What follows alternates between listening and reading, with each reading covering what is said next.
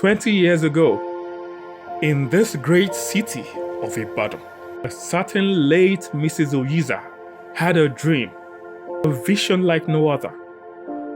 Kids out there with no homes, no family, and to give them a reason to hope again, to live again, to dream again, and provide them with lives their families could not give them.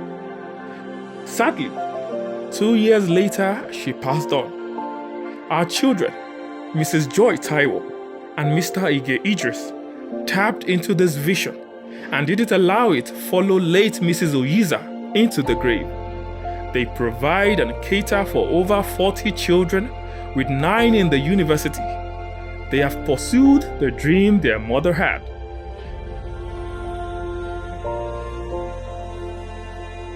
God be the glory. When we lost our mom, myself and my brother, I personally thought life has ended for us because she being a breadwinner.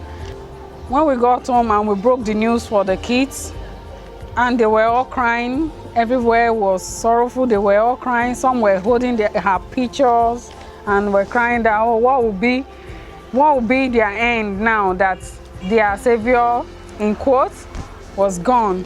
I was like, are we going to shut down this place or what? What are we going to do?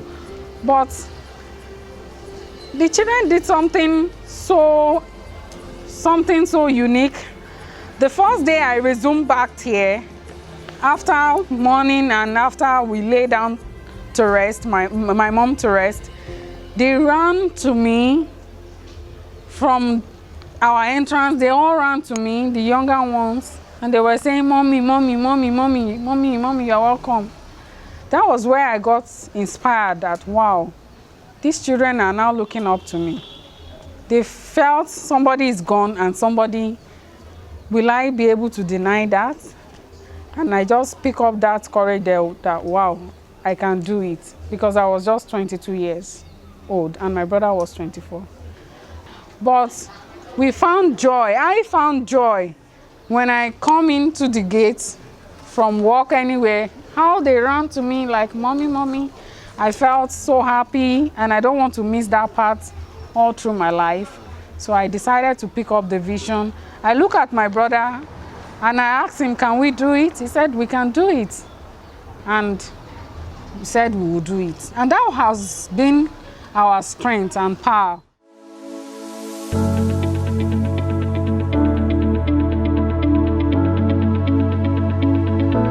The experience I can say about living here is that they treat us like their own biological children. They treat us with love.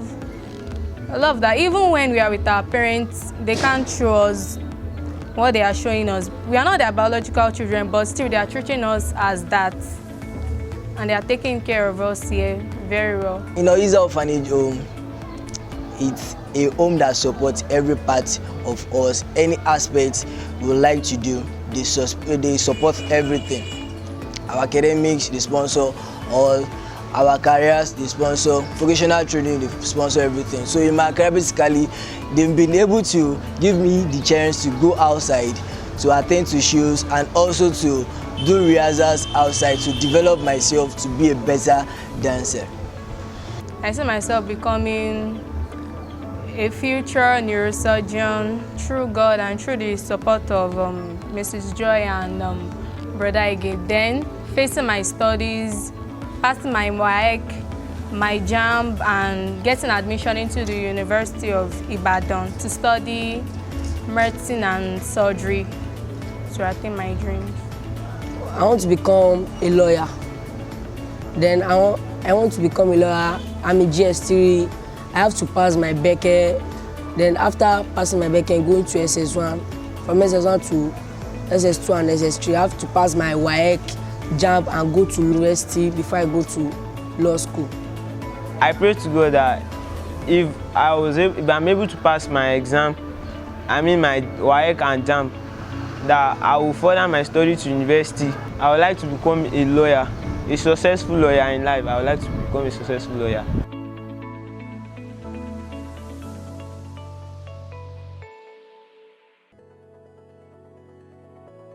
In every establishment, there will definitely be obstacles. For a charity business, rent, clothing, feeding, medical provision, you name it. Now coronavirus has come along. How have they coped during this pandemic?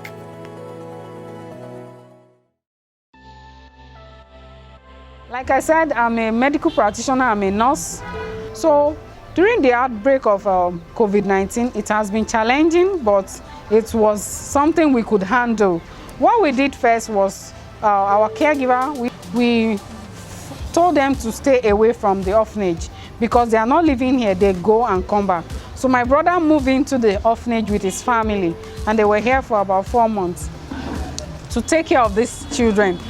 So the children enjoy the benefit of me being a nurse because I take them health education every time.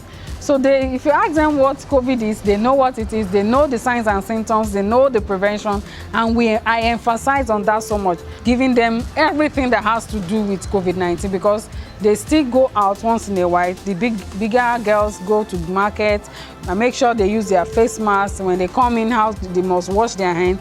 Then emphasizing on the fact that they must distance themselves from their friends at this moment because they have friends out there. There's no school within these premises. They all go out to schools and they have friends. They also have friends who come into the premises to play with them. So we have to also stop that. So we try to minimize visitor having direct contact with the kids like before. People come in to celebrate their birthday, family anniversary, and so on. So at that moment, they have to meet my brother or meet me when I'm on ground, while the children are staying away from the visitors. When you came, you could see our bucket of water, soap, and hand sanitizer.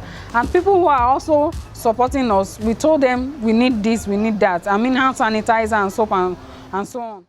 COVID-19 is a viral infection which affects the respiratory system, and it is also affected through airborne and contact with people. Preventing myself against coronavirus, like washing my hands with soap and water for up to 20 seconds and using alcohol-based hand sanitizer, putting on a face mask or a face shield, and keeping social distance between I and people.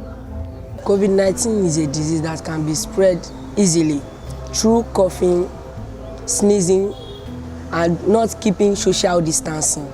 If my friends come now, I will tell him to come in, then we are going to keep social distances about 1 meter, no shaking, no nothing, then talk 2 minutes or 1 minute. I will tell him to go. My name is Deborah Fashola. I'm 12 years old. I've been here for 5 years. I attend King's Court Nigerian Primary School. I'm raising for supposed to be in JS1 by this time, but because of this pandemic, I'm not be able to do my common entry examination. COVID-19 is just a pandemic that occurred to us surprisingly, not expected by anybody. There has been a little disturbance to our education, but that does not mean that we shouldn't read against, because any time from now we are going back to school and we sit down for our external exam. That means WAEC. I've been reading ahead of my WAEC and I've been preparing, so it doesn't really bother me that much. COVID-19, well, it didn't allow me to go outside to attend shows and also rehearsals. I was restricted at home, just to stay at home, just doing my stuff at home, rehearsing at home, and no food. We couldn't eat that much because normally we did eat 3 small meals in the house. Our meals has dropped because of the finance. Visitors were not able to come in. We couldn't get much from donors. Our matrons and patrons at home, they just have to look for some means for us to eat as much as we could. And electricity has not always been a friendly one for us. So the generator, we couldn't get much finance to buy petrol to get electric supply.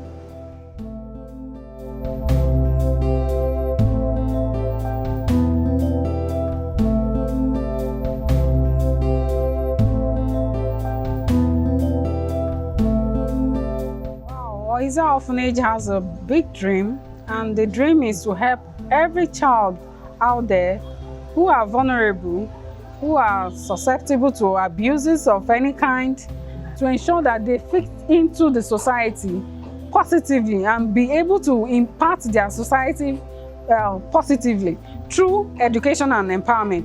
Every child in this orphanage from the teen age of 14, 15 must go through vocational skill acquisition. So the hair I'm carrying on now was made by one of them. The skirt I'm wearing was sold by one of them. So we have tailor, we have hairdressers and so on and so forth. So during the outbreak of COVID-19, we know that they are all at home. They don't have anywhere to go. There's no school. Like, I engage them in so many activities. Like I told you, some of them are learning so many work. I have some who are learning how to make shoes, and we have a machine to design shoes. They learn how to use Ankara fabric to make so many things. Some are good in craft. They make Ankara bags, Ankara shoes, jean shoes. They make earrings, beads with Ankara. The beads I'm putting on were made by my kids. We take it week by week. The tailors will come out and design some clothes. We stay out there where we have in the evening. So they design so many clothes. They give me different designs. Some learn how to make hair ties, gele. So I try to keep them busy. Today we are making geles. Those who learn it will come out and show me their skills, and we document that. We have all those in our Facebook page and on Instagram. So the shoes, the bags, the Ankara, the wig they make, we display that. So I gave them in all those. We've been coping through, like, our mom, she like brings a program like talent hunt that we express, like, we do what we like doing most. So we play among ourselves, and during daytime we study with ourselves, among ourselves. So that's how we've been coping since the pandemic period. During this pandemic period, I'll be learning from one of my brother how to make shoes. He taught us how to make shoes, sandals, palms, the children's footwear and the adults' footwear. We also went to the farm and work every Saturday and Tuesday with Wednesday. Presently, I started learning fashion designing during this pandemic period. After learning the skill and acquiring it and knowing it, I want to open a fashion house where I will employ people that are less privileged, so that they could work and gain money. Just being at home, everything was just bored. Thank God to our mommy, she brought some games and other stuff for us to keep us lively, just for us to enjoy the pandemic, the stay at home.